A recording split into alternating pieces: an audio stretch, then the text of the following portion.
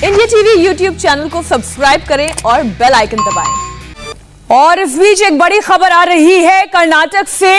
कर्नाटक के मुख्यमंत्री बीएस येदियुरप्पा ने इस्तीफे की पेशकश की है। खराब सेहत का हवाला देकर येदियुरप्पा ने इस्तीफे की पेशकश की है। येदियुरप्पा इस वक्त बीजेपी चीफ जेपी नड्डा से मिलने के लिए पहुंचे हैं। कल येदियुरप्पा ने प्रधानमंत्री से मुलाकात भी की थी और बहुत समय से चर्चा हो रही थी कि क्या कोई नेतृत्व परिवर्तन होने जा रहा है। ज्यादा जानकारी लेते हैं हमारे सहयोगी देवेंद्र पराशर से। देवेंद्र, आपके पास क्या अपडेट? मीनाक्षी, अभी कर्नाटक के मुख्यमंत्री बीएस येदियुरप्पा बीजेपी के राष्ट्रीय अध्यक्ष जेपी नड्डा से मिलने उनके आवास पर पहुंचे हुए हैं। लेकिन कल शाम में जब प्रधानमंत्री मोदी से उनकी मुलाकात हुई थी तो वो मुलाकात ज़्यादा महत्वपूर्ण है। जो हमारे टॉप सोर्सेज हैं वो ये बता रहे हैं कि उस मुलाकात के दरमियान कर्नाटक के मुख्यमंत्री बीएस येदियुरप्पा ने पीएम से ये कहा कि क्योंकि उनका सेहत साथ नहीं दे रहा है तो ऐसे में ख़राब स्वास्थ्य के चलते मुख्यमंत्री की कुर्सी से जिस प्रकार का न्याय किया जाना चाहिए वो नहीं कर पा रहे हैं। और पिछले कुछ दिनों से वो इस बात को लगातार सोच रहे थे और अब जबकि उनके इस कार्यकाल का तकरीबन 2 साल पूरा होने जा रहा है तो वो इस जिम्मेदारी से मुक्त होना चाहते हैं और साथ ही साथ आगे वो पार्टी के लिए काम करते रहेंगे और प्रधानमंत्री मोदी के नेतृत्व में राष्ट्र के लिए काम करते रहेंगे। लेकिन मुख्यमंत्री के तौर पर जो दायित्व का बोझ है वो शायद वो पूरी तरीके से उसके साथ मैं न्याय नहीं कर पा रहा हूँ। ये बीएस येदियुरप्पा ने पीएम को कन्वे किया। लेकिन जाहिर तौर पे प्रधानमंत्री ये येदियुरप्पा का कहना है, लेकिन आप खुद लगातार इस होने वाले घटनाक्रम को लेकर बहुत सारी चर्चाएं पहले से होती देख रहे होंगे और इस चैनल पर भी हमने कई बार इस पर चर्चा की है। क्या केवल खराब स्वास्थ्य एक कारण है या फिर पार्टी में बढ़ता हुआ एक असंतोष भी इसकी वजह बना है? देखिए, निश्चित तौर पर ख़राब सेहत की ये मसला है और प्रमुख मसला है। 78 साल के वो हो गए हैं, उनको स्वास्थ्य संबंधी कई सारी समस्याएं उनके साथ हैं। रह गई बात पार्टी के भीतर असंतोष की, तो आपको किसी भी पार्टी का कोई भी राज्य जहां शासन में हो या विपक्ष में भी हो तो वहाँ ऐसा नहीं दिखेगा कि पार्टी के भीतर कोई असंतोष ना हो।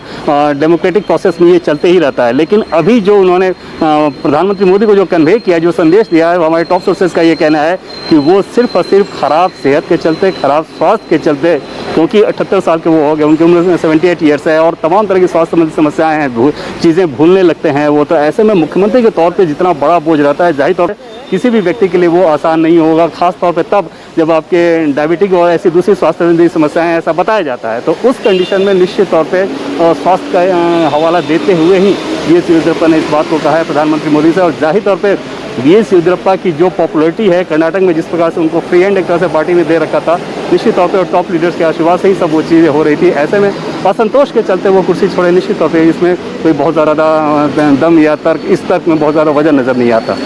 आप देवेंद्र जानकारी दे रहे हैं। इस वक्त की बड़ी राजनीतिक घटनाक्रम की तस्वीरें इस वक्त आपके सामने हैं। ये बड़ी खबर देवेंद्र पराशर देख रही हैं। खराब सेहत का हवाला देते हुए येदियुरप्पा ने मुख्यमंत्री पद से अपने इस्तीफे की पेशकश की है और अब सवाल उठता है कि येदियुरप्पा की जगह कौन? इस पर हम करेंगे चर्चा, लेकिन उससे पहले टी राघवन हमारे साथ जुड़े हुए हैं। टी राघवन, आप तो लगातार वहां पर पॉलिटिकल जितना डिस्कोर्स है वो भी देख रहे हैं, येदियुरप्पा की कार्यशैली भी देख रहे होंगे और जो बताया जा रहा है, देवेंद्र पराशर भी कह रहे हैं कि स्वास्थ्य उनका खराब होता जा रहा था, इसकी भी गवाही आप दे सकते हैं। क्या परिवर्तन आया इतने दिनों में जो वजह ये बनी कि येदियुरप्पा ने इस्तीफा दिया? तो देखिए, बहुत बड़ी वजह अगर हम कहें तो वो स्वास्थ्य है, क्योंकि वो लगातार इस बात की चर्चा अपने लोगों के बीच में करते थे कि जिस तरह की डिलीवरी वो एक्सपेक्ट करते हैं, जिस तरह की जन सेवा के लिए वो पूरे, क्योंकि हमने देखा था जब वो पहली बार 2008 में सीएम बने थे तो उन्होंने हर वीक में एक डिस्ट्रिक्ट का दौरा वो करते थे और उनका ये कार्यशैली थी कि वो बेंगलोर से लेकर बेलगाम तक हर डिस्ट्रिक्ट को विजिट करें, फिजिकली वहां पर जाएं, लोगों से मिले, उनकी समस्याएं सुने। लेकिन पिछले कार्यकाल की बात कर लें तो 25 तारीख को 2 साल उनके पूरे होने वाले हैं, लेकिन इस 2 साल के दौरान हमने उनके ज्यादा दौरे नहीं देखे। सबसे बड़ी बात यही थी कि वो उनके उम्र होने की वजह से उनका स्वास्थ्य खराब रहने लगा था, उन्हें सुनाई कम देने लगा था, वो जल्दी जल्दी चीजों को भूल जाते हैं, ऐसा उनके क्लोज कॉन्टैक्ट हमें बताते हैं कि ये सारी चीजें उनको भी कहीं ना कहीं अंदर से परेशान कर रही थी और शायद इसी बात का मंथन वो इतने दिनों से कर रहे थे। और ऐसा बताया जा रहा है कि अब उन्होंने, जब उन्हें लगा कि अब वो जिस तरह की एक्सपेक्टेड डिलीवरी है काम को लेकर, गवर्नेंस को लेकर, पार्टी को आगे बढ़ाने को लेकर वो नहीं कर पा रहे हैं। ऐसी सूरत में उन्होंने ये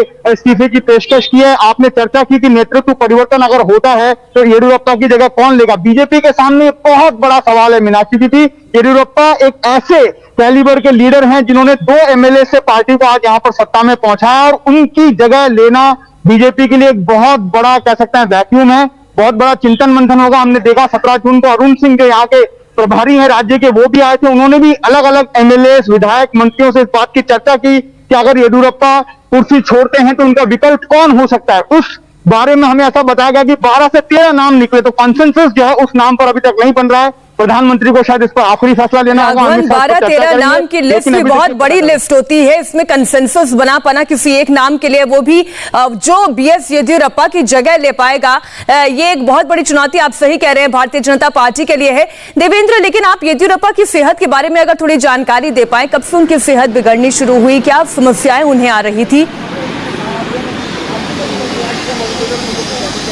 देखिए, सेहत के बारे में ज़्यादा डिटेल तो क्योंकि बहुत ही पर्सनल चीज़ होता है, तो बाकी उनके डॉक्टर ज़्यादा बता पाएंगे। उनके आसपास के जो लोग हैं वो जिन चीज़ों को कहते हैं वो हम लोग शेयर कर रहे हैं कि किस प्रकार से आज उम्र हो ही गई है, 78 ईयर्स के वो हैं। राघवन जैसे बता रहे थे कि अब ट्रैवलिंग उनका बहुत कम है, चीज़ें उनको कम सुनाई देती हैं, तो खुद हमने अनुभव किया है, बहुत ऊँचा बोलना पड़ता है। तो जब आप प्रशासनिक कार्य करते हैं तो जाहिर तौर पर इतना ज़्यादा बोझ एक मुख्यमंत्री के तौर पर, खासतौर पर कोविड पैंडेमिक के दौर में, ये इतना आसान नहीं होता, और निश्चित तौर पर इसी वजह से उन्होंने इस बात को प्रधानमंत्री मोदी को कन्वे किया है। एक दूसरी चीज़ मैं आपको बता दूँ कि क्योंकि अभी आगे बहुत कुछ होना है, नया नेतृत्व आना है, तो ऐसे में येदियुरप्पा सार्वजनिक तौर पे इस बात को अभी बिल्कुल नहीं कहेंगे कि उन्होंने ये इस्तीफा दे दिया है, क्योंकि पार्टी का ये मानना है कि जब तक आगे की पूरी व्यवस्था ना हो जाए तब तक इस चीज़ को सार्वजनिक नहीं किया जा सकता। खासतौर पे तब जब कर्नाटका में बीजेपी अकेले अपने दम पे बहुमत की सरकार नहीं बनी थी, और ऐसे में कोई भगदड़ की स्थिति विधायकों के अंदर ना आ जाए, कांग्रेस पार्टी कोई अलग गेम करना ना शुरू कर देते, इसलिए इस चीज़ को अभी बहुत गोपनीय रखा जाएगा। ऐसे में सार्वजनिक तौर पे येदियुरप्पा का जो बयान होगा वो निश्चित तौर पर वो बयान इस प्रकार का होगा कि अभी उन्होंने ऐसा कोई भी इस्तीफा नहीं दिया, ये सारी चीज़ें रूमर है। लेकिन एक बार जब पार्टी के भीतर सारी चीज़ें फाइनलाइज हो जाएंगी अगले कुछ दिनों के अंदर, तो इन सारी चीज़ों को आप जमीन पे फलीभूत होते रहेंगे। ऐसा टॉप सोर्सेज का ये कहना है कि ऊपर के स्तर पर जब येदियुरप्पा ने इस बात को कहा तो उसे मान लिया गया है, अब आगे के प्लान पे काम किया जा रहा है। मीनाक्षी, बहुत बड़ी खबर इस वक्त देवेंद्र पराशर दे रहे हैं, वो ये जानकारी दे रहे हैं कि जब खराब सेहत का हवाला देते हुए येदियुरप्पा ने पार्टी हाईकमान से इस सिलसिले में बात की, तो उनके इस बात को समझा गया है, और अब आगे क्या किया जाना है इस पर भी चर्चाएं शुरू हो चुकी हैं। राघवन, आप क्योंकि वहीं पर रहते हैं, आप ज्यादा उनकी कार्यशैली को देख पा रहे होंगे, या प्रशासनिक अधिकारियों से भी आप मिलते होंगे, ये खराब सेहत की बात कब से सामने आ रही है? देखिए, जब 2018 के चुनाव में 104 सीटों के साथ सबसे बड़ी पार्टी बनकर उभरी थी बीजेपी, तब भी येदियुरप्पा ने उस पार्टी को लीड किया था, और तब से ये कहा जा रहा था, क्योंकि वो तब 76 साल के हो गए थे, तब भी उनके स्वास्थ्य में गिरावट देखी गई थी। हाई इंसुलिन पर उस वक्त वो थे।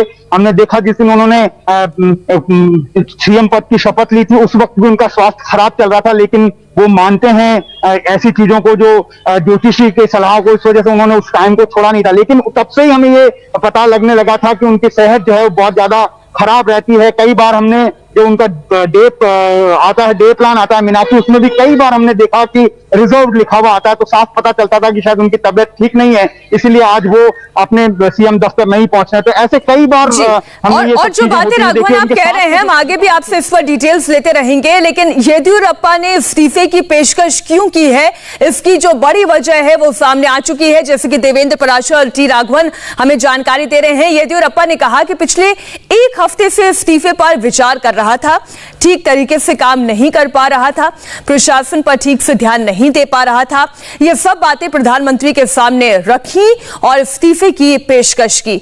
इस वक्त की बड़ी खबर आपको बता दें, प्रधानमंत्री से मिलकर इस्तीफे की पेशकश की है येदियुरप्पा ने। देवेंद्र, या निश्चित तौर पे, और जैसा कि पहले हम लोग बार बार इस बात को कह रहे हैं कि क्योंकि अब उनका कार्यकाल का 2 साल पूरा होने जा रहा है, और तकरीबन एक सप्ताह से येदियुरप्पा ऐसा सोच रहे थे कि वो दिल्ली आएँ, और दिल्ली आकर, क्योंकि हालांकि तब कैबिनेट एक्सपेंशन का काम चल रहा था इसलिए वो तब आए नहीं, लेकिन येदियुरप्पा का ये कहना था कि जो हमारे टॉप सोर्सेज बता रहे हैं कि क्योंकि सेहत उनका साथ नहीं दे रहा, ऐसे में पिछले एक सप्ताह से मैं ये सोच रहा था कि मुख्यमंत्री की जिम्मेदारी से मैं मुक्त होना चाहूँगा। हालाँकि आगे प्रधानमंत्री मोदी के नेतृत्व में राष्ट्र के लिए काम करता रहूँगा, और जाहिर तौर पर कर्नाटका हो हो या फिर देश हो, इसके विकास के लिए जो कुछ भी बन सकता है, जिस तरह से हो सकता है, वो सारी चीज़ें करता रहूँगा। और ये स्वाभाविक भी। अभी आप देखें तो कर्नाटक में बीजेपी के टॉलेस्ट लीडर हैं BS येदियुरप्पा। ऐसी स्थिति में जाहिर तौर पर उन्हें मुख्यमंत्री का काम करते हुए कोई उन्हें परेशानी नहीं थी। हालांकि कर्नाटक से असंतोष की खबरें बार बार आती रही हैं, जैसा कि दूसरे राज्यों से भी आते रहे हैं। किसी भी बीजेपी रूल्ड स्टेट को उठा लें या कांग्रेस रूल्ड स्टेट को उठाएं, पंजाब में जैसे अभी आप देख रही हैं क्या कुछ हो रहा है। तो ये डेमोक्रेटिक प्रोसेस में ये सामान्य सी चीज़ है। लेकिन जब इतने बड़े नेता जो कि मुख्यमंत्री की कुर्सी पर हों, तो जाहिर तौर पर जो कुछ भी होता है वो उनकी सहमति, उनकी मर्जी से होता है। अगर उस व्यक्ति का बहुत बड़ा जनाधार हो तो, अनलेस एंटिल उत्तराखंड जैसा अगर एक्सेप्शन हो जहाँ पे क्योंकि कोई जनाधार नहीं था, वो CM थे, इसलिए आसानी से बदले गए। लेकिन कर्नाटक में BS येदियुरप्पा का बहुत बड़ा जनाधार है। और आपने देखा कि बीजेपी से अलग होकर जब उन्होंने अपनी पार्टी बनाई तो भले ही उनकी पार्टी कुछ नहीं कर पाई थी, लेकिन बीजेपी को भी उन्होंने अच्छा खासा नुकसान पहुंचाया था। उसके बाद 2014 लोकसभा चुनाव से पहले जिस प्रकार से अमित शाह खुद येदियुरप्पा से मिले, उन्हें पार्टी में लेकर आए। संघ के बहुत सारे नेता इस बात की मुखालफत कर रहे थे कि जो व्यक्ति पार्टी छोड़ के गया उसे नहीं लेकर आना चाहिए। लेकिन ये सारी चीज़ें इसलिए हो रही थी कि प्रधानमंत्री मोदी और अमित शाह को पता था कि कर्नाटक में BS येदियुरप्पा का राजनीतिक वजन कितना ज़्यादा है। उसके बाद पिछले बार चुनाव में जब बहुमत से बीजेपी थोड़ी दूर रह गई, लगभग 8 सीटों से बहुमत से दूर रह गई थी, तो उसके बाद फिर ये माना जा रहा था कि पहले येदियुरप्पा ने तो शपथ ली, हालांकि बहुमत वो साबित नहीं कर पाया और वोटिंग से पहले ही उन्होंने इस्तीफा दे दिया था। और तभी ये माना जा रहा था कि आगे आने वाले कुछ दिनों में येदियुरप्पा फिर से कुछ न कुछ कमाल दिखाएंगे। और आपने देखा कि कर्नाटक में फिर से उन्होंने मुख्यमंत्री की कुर्सी ली। अब जबकि तकरीबन 2 साल पूरा हो रहा है और जाहिर तौर पे बीजेपी का आप देखें तो 75 के बाद वैसे भी बीजेपी में एक बैरियर ये लगाया गया है कि 75 के बाद अगर आपको बहुत बड़ी जिम्मेदारी दी जाए तो जाहिर तौर पर सामने वाले को काम करने में दिक्कत होती है। ऐसे में येदियुरप्पा खुद जो बिल्कुल आप सही कह रहे हैं कि मुख्यमंत्री के तौर पर जिम्मेदारियां बहुत ज्यादा होती हैं और इसमें कोई दो राय नहीं राघवन कि अगर शरीर पूरी तरीके से साथ ना दे तो एक मुख्यमंत्री की जिम्मेदारी निभाना बहुत कठिन हो जाता है। और वो भी खास तौर पर जिस तरीके की कार्यशैली के लिए बीजेपी जानी जाती है, नरेंद्र मोदी जाने जाते हैं, या फिर वो जो मुख्यमंत्रियों से उनकी एक्सपेक्टेशंस होती हैं, उस लिहाज से शरीर का स्वस्थ होना मेरे ख्याल से सबसे पहला पैमाना है अच्छा काम करने के लिए। तो आप राघवन ये बता रहे थे कि धीरे धीरे एक डिक्लाइनिंग ट्रेंड उनके हेल्थ में दिखाई देने लग गया था। हम इस पर आपसे जानकारी लेंगे, लेकिन इसी बीच एक बड़ी खबर फिर आपको बता दें। येदियुरप्पा ने कहा कि पीएम तय करे कि उनका ऑल्टरनेटिव अब कौन होगा, जो भी सीएम बनेगा उसका सहयोग करूंगा, मौका देने के लिए प्रधानमंत्री का शुक्रिया, ये कहना है येदियुरप्पा का। संगठन के लिए पूरी तरह समर्पित हूं, ये भी उन्होंने कहा कि प्रधानमंत्री के ऊपर अब पूरी तरीके से निर्भर करता है कि आगे अब कर्नाटक का नेतृत्व कौन करेगा। तो अब हम इसी मुद्दे पर बात कर लेते हैं राघवन, क्योंकि येदियुरप्पा ने कहा कि मौका देने के लिए प्रधानमंत्री का धन्यवाद, लेकिन अब जो भी सीएम बनेगा कर्नाटक का उसका वो पूरा सहयोग देंगे और पूरी तरीके से अब ये प्रधानमंत्री के ऊपर निर्भर करता है कि वो किसके हाथों में कर्नाटक की कमान सौंपते हैं। कौन से नाम चर्चा में आने शुरू हो चुके हैं?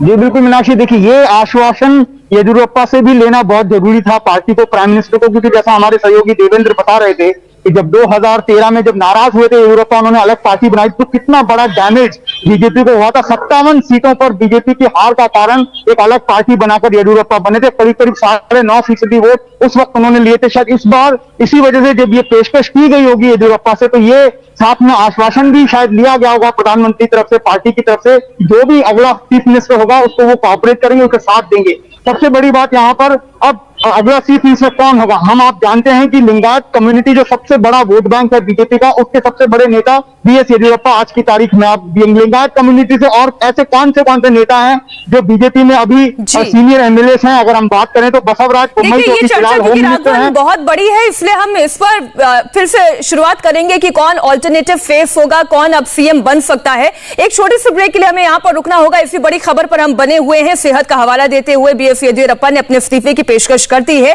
और प्रधानमंत्री पर यह जिम्मेदारी छोड़ दी है कि वो ये तय करे कि अब कर्नाटक का नेतृत्व कौन करेगा। एक छोटे से ब्रेक के बाद इसी बड़ी खबर पर हम बने हुए हैं।